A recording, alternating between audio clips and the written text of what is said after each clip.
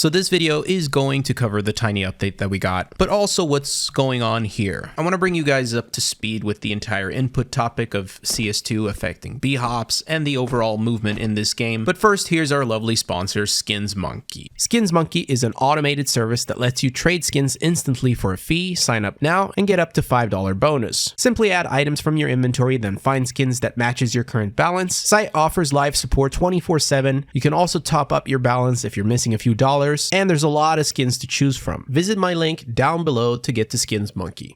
CS2 tweeted that it was the last chance to pick up the gallery case, the graphic collection, and the character craft stickers from the armory, which obviously means, since it's the last chance, that these are going to get replaced for something new in a bigger blog-sized update. I'd be surprised if we see something today or Friday, just based on timing and knowing how Valve usually works. It makes more sense that it drops next week. My guess for the update, outside of, well, new replaced skins, is most likely a new type of cosmetic, potentially the leaked one known as pets. And apart from cosmetics, we're most likely going to continue down the road of Animgraph 2 after the July 28th update, with the next chapter potentially focusing on third-person animations. That should actually be pretty exciting. But now let's go over to this patch note where it says they fixed an issue that would allow exec async to continue executing in cheat protected servers. It's a command that allows you to run commands inside a config, but instead of running them all at once, you can run them over time. So basically, if you knew what you were doing, you could create some pretty sick shit, then run all of it before joining a server, and the commands would continue running in the background.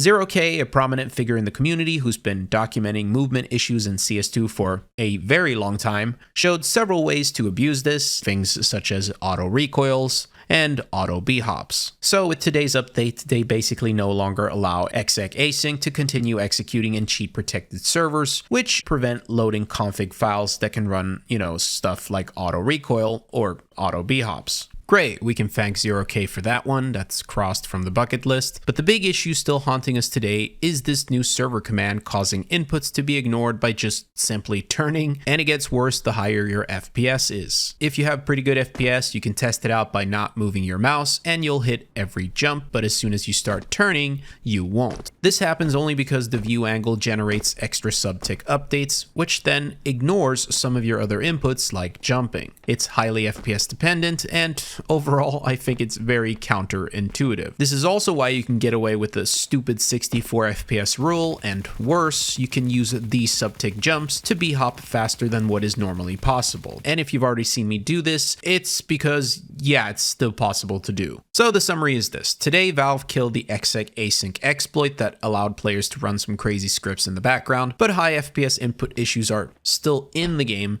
and you can still get away with this shit. So that's today's video. I'll see you guys in the next one. Peace.